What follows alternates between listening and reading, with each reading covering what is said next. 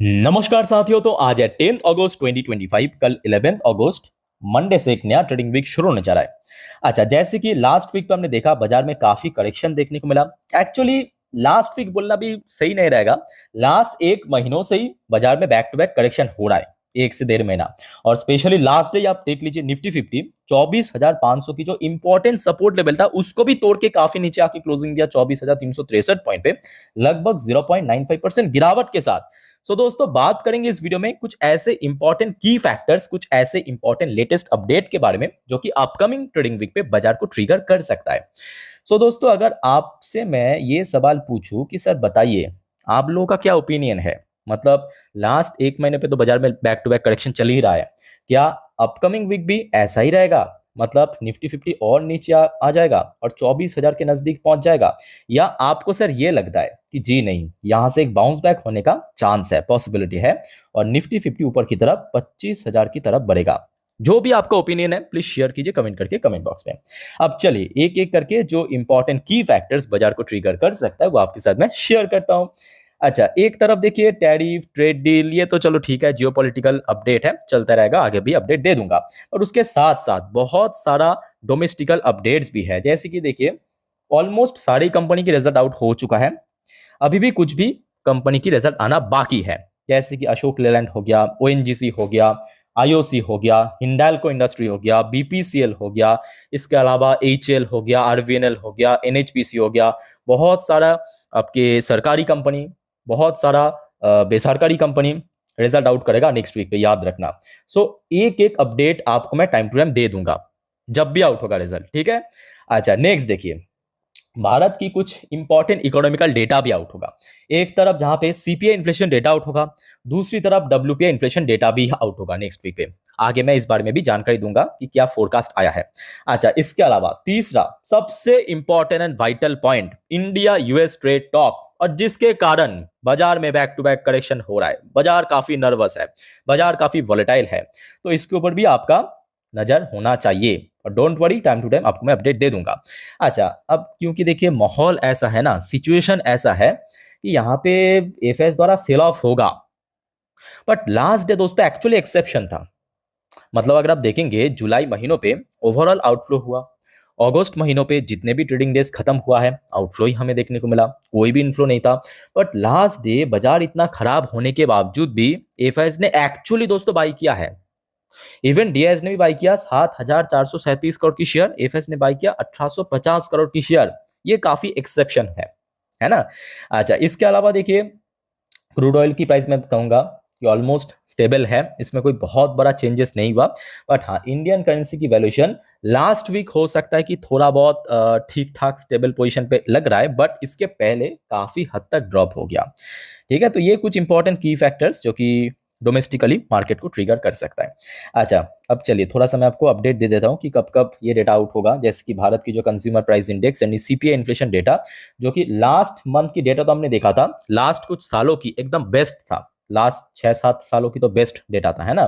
तो इस बार जो आरबीआई की तरफ से फोरकास्ट आया है कि दोस्तों और भी बढ़िया हो सकता है। मतलब लास्ट मंथ की डेटा था आपके 2.10%, बट इस बार फोरकास्ट आया है 1.76%, मतलब और ज्यादा नीचे आ सकता है, ठीक है।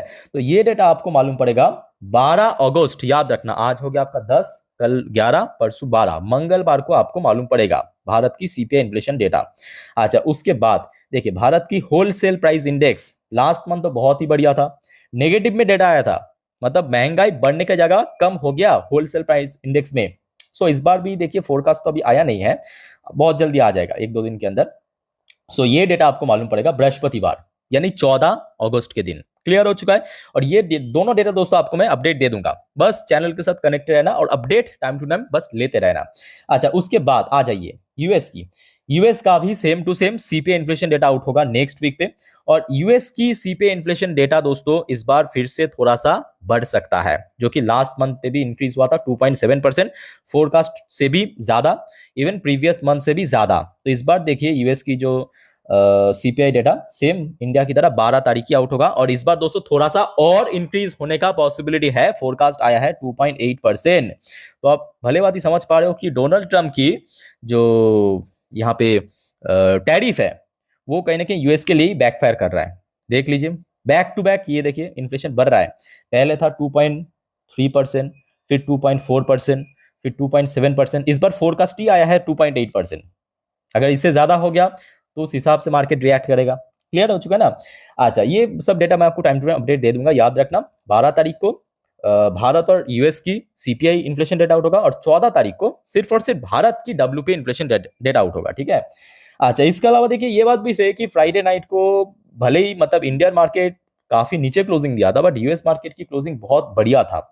चाहे डॉ जोन्स की बात करें, चाहे यहाँ पे हम नैस्डैक कंपोजिट की बात करें। नैस्डैक तो फिलहाल उस दिन फ्राइडे नाइट को अपना ऑल टाइम हाई को टच भी किया था, उसी लेवल पे इवन क्लोजिंग भी दिया था, बहुत अच्छी बात है। अच्छा, इसके अलावा ये देखिए नैस्डैक ऑल टाइम हाई को टच किया था, उसी लेवल पे क्लोजिंग भी दिया था। अच्छा, इंडियन करेंसी की वैल्यूएशन लास्ट 5 ट्रेडिंग डेज पे ऑलमोस्ट यहाँ पे मैं कहूँगा फ्लैट है या स्टेबल है। इसमें कोई बहुत बड़ा गिरावट नहीं हुआ। जितना गिरावट होना था वो पहले हो चुका है। यहाँ पे आप देख सकते हो, मतलब जुलाई महीनों पे जितना गिरावट होना था जुलाई तक हो चुका है, 2 से 2.5% के आसपास। और अगस्त महीनों पे कोई बहुत बड़ा मतलब ह्यूज चेंजेस देखने को नहीं मिला, ना ऊपर की तरफ मूव किया, ना बहुत ज्यादा नीचे की तरफ मूव किया। यहाँ पे आप देख सकते हो चार्ट पैटर्न पे। ठीक है। तो दोस्तों, जितने भी इकोनॉमिकल डेटा की पॉइंट ऑफ व्यू से अपडेट था वो आपके मैं अपडेट दे चुका हूं। अब चलिए कुछ मतलब जो जियोलॉजिकल अपडेट है, चलिए उसके ऊपर मैं आपको लेके चलता हूं। पर उसके पहले दोस्तों, आप सभी को रिक्वेस्ट करूंगा, अगर आपको वीडियो अभी तक अच्छा लगा, इन्फॉर्मेटिव लगा, प्लीज वीडियो को लाइक करना और प्लीज चैनल को सब्सक्राइब करके जरूर रखना ऐसे इन्फॉर्मेटिव वीडियो हर रोज पाने के लिए। और याद रखना दोस्तों, आज रात की 10:30 की वीडियो, जिस पर हम नेक्स्ट डे मार्केट प्रिडिक्शन, मतलब कल बाजार किस तरफ खुल सकता है, निफ्टी बैंक निफ्टी एनालिसिस, आज पूरे दिन की जितने भी इंपॉर्टेंट शेयर मार्केट की अपडेट है सब डिटेल में कवर कर देंगे। ठीक है, तो इस वीडियो को तो कतई मिस मत करना। अच्छा, निफ्टी 50 ये तो कल से ओपन होगा, कल ही मालूम पड़ेगा। बट एक और इंडेक्स है दोस्तों, इसराइल की जो इंडेक्स TA35, वो अभी ओपन हो चुका है। इसराइल में क्या होता है कि रविवार से मार्केट ओपन होता है बृहस्पतिवार तक। ठीक है। सो यहाँ पे अगर आप देखेंगे, इसराइल में अभी लोकल टाइम 2:34 और इसराइल की टॉप इंडेक्स TA35 1.33% तेजी के साथ ट्रेड कर रहा है। जबकि लास्ट वीक पे अगर आप देखेंगे, ये देखिए TA35 में भी काफी करेक्शन हुआ था। ये जो सब टैरिफ के मुद्दों पे, ये देखिए TA35 भी काफी गिरा था, और TA35 में अभी रिकवरी होना कहीं ना कहीं एक पॉजिटिव सिग्नल दे रहा है इंडियन मार्केट के लिए। ठीक है। अच्छा, नेक्स्ट वीक में जो सबसे बड़ा इवेंट, जिसके ऊपर ना केवल यूएस, इंडिया, रशिया, यूक्रेन की नजर रहेगा, बल्कि पूरे दुनिया भर की देश की नजर रहेगा, ये 15 अगस्त एक तो ऑब्वियसली भारत के लिए बहुत स्पेशल दिन है, इंडिपेंडेंस डे है भारत की। और उसके साथ साथ 15 अगस्त दोस्तों, अलास्का में यूएस प्रेसिडेंट डोनाल्ड ट्रंप के साथ रशिया की प्रेसिडेंट पुतिन की एक मीटिंग है, और मुद्दा है इस वॉर को खत्म करने का। अब देखिए ये मतलब मीटिंग कितना सक्सेसफुल रहेगा, मेरे मन में डाउट है। डाउट इसीलिए है क्योंकि पुतिन को जानते हैं लोग, पुतिन को जो कंडीशन है, मतलब जिन सारे क्षेत्रों में कब्जाया है उनको तो एक्वायर कर लेना कंप्लीटली। अब कल रात में आपको एक और अपडेट दिया था, पता होगा आपको, कल रात की 10:30 की वीडियो में, कि जेलेंस्की की तरफ से क्लियरली मैसेज आ गया कि जेलेंस्की किसी भी हालात पे मतलब वो जो सारे लैंड है उसको गिव अप नहीं करेंगे। ठीक है।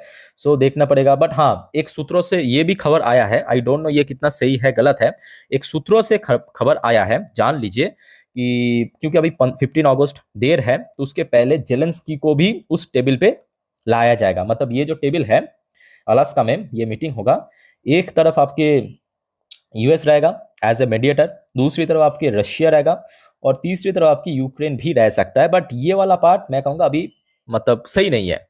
ठीक है। अनऑफिशियली अपडेट आया है कि शायद यूक्रेन को भी इनवाइट किया जा सकता है, जेलेंस्की को। लेट्स सी क्या होता है इसके ऊपर, जब भी अपडेट आएगा आपको मैं तुरंत दे दूंगा।